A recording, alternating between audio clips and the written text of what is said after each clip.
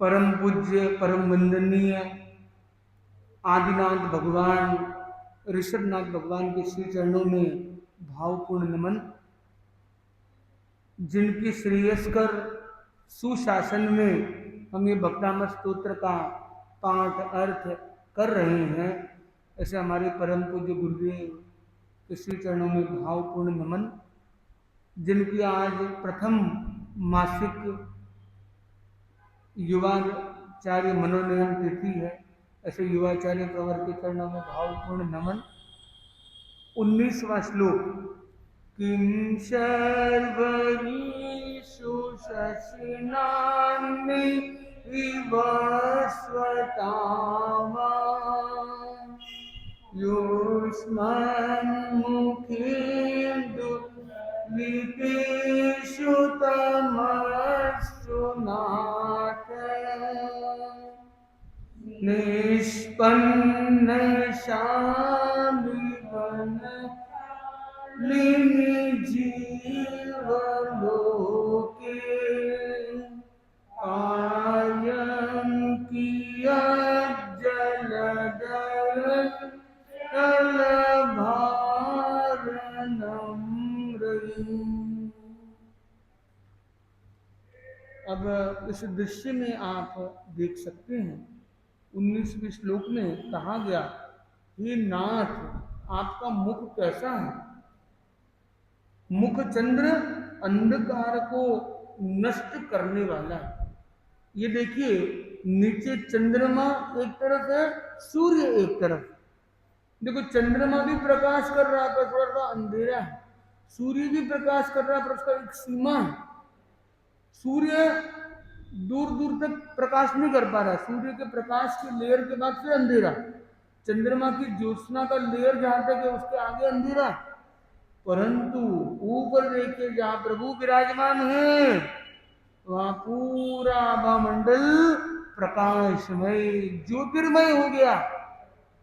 तो ये बताया गया, ये नाथ तुम्हारा मुख चंद्र अंधकार को नष्ट करने वाला है, और इतना मोह रूपी अंधकार को इतना नष्ट कर देता है, फिर ये सूर्य का प्रकाश या चंद्रमा की ज्योत्सना से मुझे क्या प्रयोजन। उनका प्रकाश मेरे लिए कोई खास बात नहीं है, क्योंकि मुझे तो आग का प्रकाश नहीं, और आग के प्रकाश के सामने इनका प्रकाश कुछ नहीं है। इस जीव जगत में जब खेतों में धान पक चुका है तो जल के भार झुके हुए मेघों का क्या प्रयोजन। यानी ऊपर दिख रहे हैं कि बादल भी, और नीचे देखो हरियाली है, खेत खलियान एकदम खिल गए, फसल हो गई है। अब क्या किसान चाहता है कि अरे बादल तू आ जा, बारिश कर दे। पहले तो वो कहता था कि बारिश आ जा बादल राजा बारिश आ जा। क्यों? क्योंकि हमें ये खेत खलियान खिलाने, अपने जो बीज हैं उनको फलित पुष्पित करना है। पर जब वो खिल चुके, जब बाहर आ चुके, अब बादल का होना उनके लिए कोई खास प्रयोजन नहीं। वैसे ही आपका प्रकाश जिसको मिल गया उसके लिए सूर्य और चंद्र का प्रकाश का कोई खास प्रयोजन नहीं, कोई खास मूल्य नहीं, कोई खास अर्थ नहीं है। तो ऐसे आदिनाथ भगवान हमें मिल गए, उनको भावपूर्ण नमन करें और उनका एक पावन दर्शन करते। और हम देख रहे हैं बॉक्स के अंदर ग्रीन खिड़की से दिख रही है, और एक परम पूज्य आचार्य वो लिख रहे हैं। ऐसा एक प्रकट करने का प्रयास किया गया है कि आचार्य मानतुंग भक्तामृत स्तोत्र की रचना कर, और वो बता रहे हैं कि प्रभु का प्रकाश कैसा है। और दो उदाहरण से चंद्रमा और सूर्य की बात बताई, और इधर खलियान और बादल की बात बताई। तो इन उपमाओं और इन दृष्टांतों के माध्यम से प्रभु के इस महान स्वरूप को प्रकट किया। इसके आगे के क्रम में हम देखते हैं। अच्छा, इसके इस श्लोक के उच्चारण में किसी को कोई कठिनाई तो नहीं है? बताइए। पहली लाइन किम श- सर्वरीषु किं सर्वरीषु शशिनाम्नि विवस्वतावा। तो इसमें है ना, इस श्लोक में ऐसे देखे तो चारों लाइन में थोड़ा थोड़ा है। पहले में देखे तो किम को किमा किसी ने बोल दिया तो गलत हो जाएगा। बिंदी का मतलब है आधे अक्षर जैसा। किम रुकना है, किम सर्वरीषु, ई बड़ी बोलनी और शु को छोटा करना। सर्वरीषु, फिर शशि नान्नी, तो ये ह और न का कॉम्बिनेशन आ गया। ह और न, शशि मतलब चंद्रमा, शशिन मतलब चंद्रमा, और अन्नी का मतलब दिवस। तो रात और दिन, तो चंद्रमा का तो हो गई रात और अन्नी मतलब हो गया दिन, तो दिन और रात। तो शशि नान्नी, तो अह नी, अ फिर ह आधा और नी। तो ह इतना साइलेंट है कि आपको ऐसे कम ध्यान में आता है। तो एंड में क्या है, नी, तो शशि नानी, तो ह एकदम साइलेंट ह है। तो फिर विवस्वता वा, तो ये अक्षर को अगर ब्रेक करके देखें तो पहले ह आधा, फिर न पूरा, फिर ई की मात्रा, फिर निष्पन्न में न डबल है, तो निष्पन्न शाली, शाली में ई छोटा, वन शालिनी और ई छोटे, तो शालिनी, तो ई बड़ी हो गई। किसी का नाम जनरली शालिनी होता है तो ई बड़ा होता है, पर यहाँ पे क्या संस्कृत के नियमों से ई यहाँ पर छोटा। तो निष्पन्न शाली वन शालिनी जीव लोके, और फिर लास्ट है कार्यम कियज जलधरई। तो ये ज दो है, तो एक ज को आप पहले वाले से जोड़ दीजिए, कियज हलन, कियज जलधरई। धरईर में भी क्या है, र के ऊपर डबल मात्रा, रईर और र हलन, तो इन पर थोड़ा ध्यान देना होगा। जलधार नम्रई, तो नम्रई में भी थोड़ा उच्चारण पर फोकस करना होगा। तो इन उच्चारणों को ध्यान में रखते हुए हम गाएंगे, किम सर्वरीषु शशिनाम्नि विवस्वतावा मन्मुखेन्दुतलिकेषु मस्तुनाथ निष्पन्नशालि नशालिनि जीवलोकै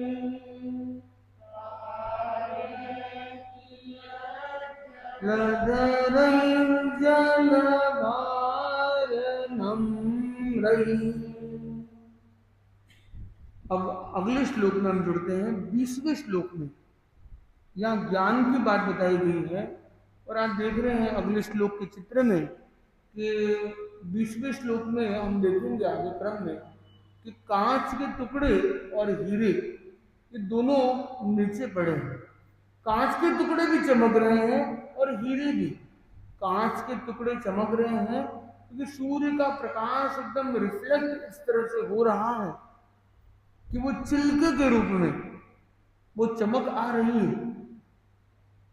पर अगर सूर्य की वैसी रश्मियां डायरेक्ट उस पर न गिरे तो कांच में कोई वास्तव में कोई वैसी चमक, वैसी रिफ्लेक्शन क्वालिटी नहीं है।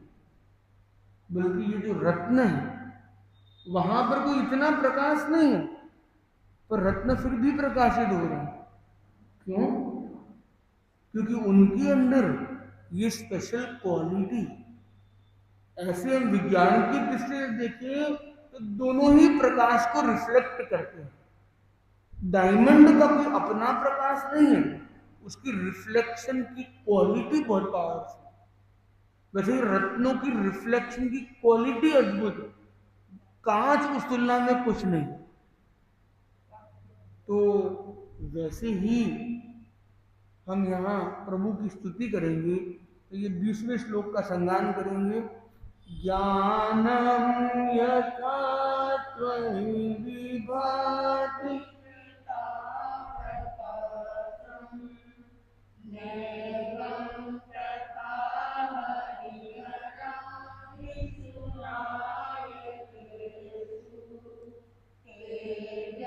स्फुरन्मणिषु याति यथा महत्त्वम्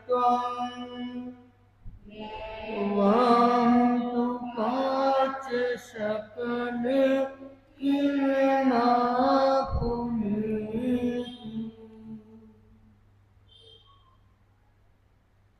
ज्ञानम यथा त्वयि विभाति कृतावकाशम। ज्ञान जो है, जैसे ज्ञान है वो प्रकाशित होता है। किस तरह से प्रकाशित होता है? जब तुम्हारे ज्ञान का प्रकाश का आश्रय मुझे मिल जाता है, जिसके अंदर अध्यात्म का परम पावन केवल ज्ञान का जो प्रकाश जिसको मिल जाता है, उसको फिर बाहर के जो लोक गुरु है, लौकिक देवी देवता है, जो लोक में प्रसिद्ध हो सकते हैं पर जो वास्तव में त्रिलोकी नाथ नहीं, ऐसे लौकिक गुरु, लौकिक नायक का प्रकाश मेरे लिए कुछ नहीं। जैसे मणियों के प्रकाश के सामने ये कांच के प्रकाश और चमक का कोई खास मूल्य नहीं। आपको कोई कहे कि आपको एक मणि का हार गिफ्ट कर रहे हैं और कोई दूसरे बोले कांच का हार गिफ्ट कर रहे हैं, आप कौन सा चयन करेंगे? वो बोले देखो इधर 100 कांच के हार और ये एक मणियों का हार, आप कौन सा लेंगे? आपके श्रीमान जी ने बोला गिफ्ट पैकिंग, कौन सी गिफ्ट को पैक किया जाए, तो आप किसको देते? तो मणियों का हार, और मणियों का हार नहीं, उसमें एक भी मणि क्यों ना, एक हार जिसमें एक ही मणि भी जड़ा हुआ हो, तो भी वो 100 क्या 1000 कांच के हार से भी ज्यादा कीमती महत्वपूर्ण हो सकता है। वैसे ही अब जैसे 19वें श्लोक में कहा गया कि खेत खलियान खिल गया, बादल का क्या अर्थ, आपका प्रकाश मिल गया, सूर्य चंद्र के प्रकाश का क्या अर्थ, वैसे ही बता दिया मणियों का प्रकाश मिल गया, कांच का क्या अर्थ, और जैसे आंख का प्रकाश मिल गया तो दूसरे लौकिक नायकों का क्या अर्थ। तो हमें तो बस अरहंते शरणम भवज्जा, ये जो चत्तारी शरण हमें मिली है बस, और कोई शरण की हमें जरूरत नहीं। इसके उच्चारण की दृष्टि से देखें तो ये उच्चारण की दृष्टि से काफी सरल है। तीसरी लाइन में स्फुरन मणिषु, तो मणिषु में ई छोटा है और न को हम पहले वाले से जोड़ दें, तेज स्फुरन मणिषु, तेज स्फुरन मणिषु याति महत्त्वम्। आगे का क्रम सरल है, लास्ट में कुलेति में एस लगा है, तो खाली प्रतीकात्मक है कि यहाँ पे अ था, पर उच्चारण में उसमें कोई खास अंतर नहीं है। फिर भी अगर उच्चारण या याद रखने के लिए करना है कि यहाँ पे एस है, तब कुले के ए को थोड़ा बड़ा कर सकते हैं, कुलेति नैवं तु काच शकले किरणाकुलेति।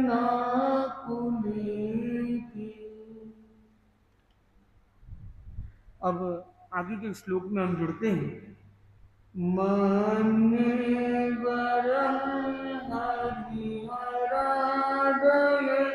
एव दृष्टा, दृष्टेषु येषु हृदयं त्वयि तोषयेति, किञ्जीक्षितेन भवता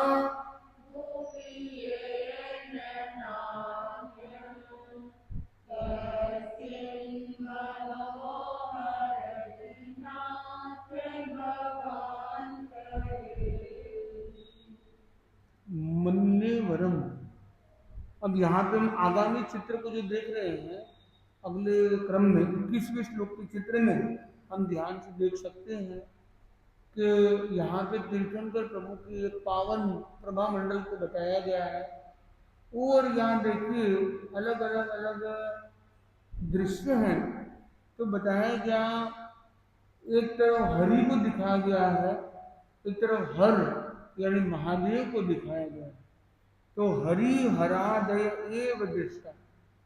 पर हम अगर ध्यान से देखते हैं कि जो भी लौकिक गुरु होते हैं, हम देखो एक ही व्यक्ति के व्यक्तित्व को अलग अलग एंगल से हमें देखना है। एक एंगल है कि देखो अपनी अपनी संस्कृति में अपने अपने पूज्य होते हैं, अपने अपने आराध्य होते हैं, तो हम किसी की आशाटना नहीं करते। अपनी अपनी मान्यता, अपनी अपनी धारणा है, हम उनका सम्मान करते। पर जब हम ये देखते हैं कि कोई एक, हम एक स्टोरी को लें कि कोई एक व्यक्ति है जो सराग है, मतलब सपत्नी। अगर आपको कहा गया कि ये देखो ये प्रभु है और ये प्रभु की पत्नी है, तो ये प्रभु कैसे हुए? ये सराग वाले प्रभु हो गए। कोई एक आपको गुरु बताए ये गुरु है और इनके साथ ये गुरु मैया है और ये पति पत्नी, तो क्या हो गया कि ये ऐसे होते हैं। कई धर्मों के अंदर गृहस्थ गुरु भी होते हैं, मतलब वो सपत्नी गुरु भी होते हैं, पर वो धर्म का प्रकाश या उनकी एक मान्यता के अनुसार जो उनका कर्म है, तो वो अपना आराध्य मानते हैं, उनकी अपनी मान्यता है। पर एक सराग गुरु होना और एक वीतराग गुरु होना में अंतर है। सराग गुरु है, उनकी अपनी पत्नी है, अपनी व्यवस्था है, आदि है। पर जो वीतराग गुरु, उनकी पत्नी है, वो तो राग द्वेष के त्यागी, मोह माया के त्यागी, संसार के त्यागी। जो संसार के त्यागी बन जाए उनका तो कहना ही क्या। तो हमें तो यहाँ कवि हमारे आचार्य मानतुंग जी रचनाकार लिखते हैं कि जब मैंने पहले बाहर वालों को देख लिया, अच्छा किया, क्योंकि मैंने सराग चरित्र वाले अनेक गुरुओं को देख लिया, पर जब मुझे वीतराग प्रभु आपके दर्शन हो गए ना, उसके बाद तो मेरी नजर ही कहीं हटती नहीं, बस आप ही देखते हैं, बस आप ही हो सब कुछ। क्योंकि मैंने पहले अच्छा हुआ ना, पहले बाहर देख लिया, नहीं तो बाहर देखने का मौका ही नहीं मिलता। मैंने अच्छा हुआ पहले सराग वालों को देख लिया, अब वीतराग मिल गए, अब सराग का तो कहाँ नंबर लगेगा। तो आप जैसे महान ये मन को हरण करने वाले मिल जाते हैं, कि मैं तो चाहता हूं कि भव भव में, भवांतर में भी आपका शरणा, आपका आधार मुझे मिले। जब तक मेरा बेड़ा पार हो, आपका ही मुझे आधार हो। तो ऐसी भावना इस श्लोक में की गई। इस श्लोक के उच्चारण में मेरे ध्यान में कोई विशेष कठिनाई नहीं लगती है। एक वीक्षितेन या कश्चिन मनो, कश्चिन मनो में न पहले बोलेंगे, कश्चिन मनो हरति नाथ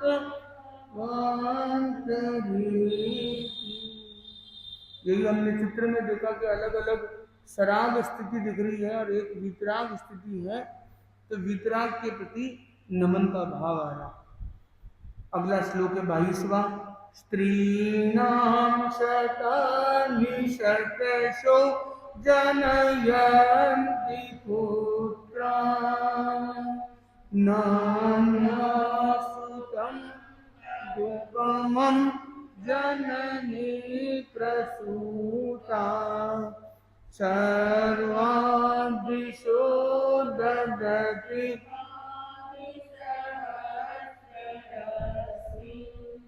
प्राचेव जनयति सुरदंशुजानम्।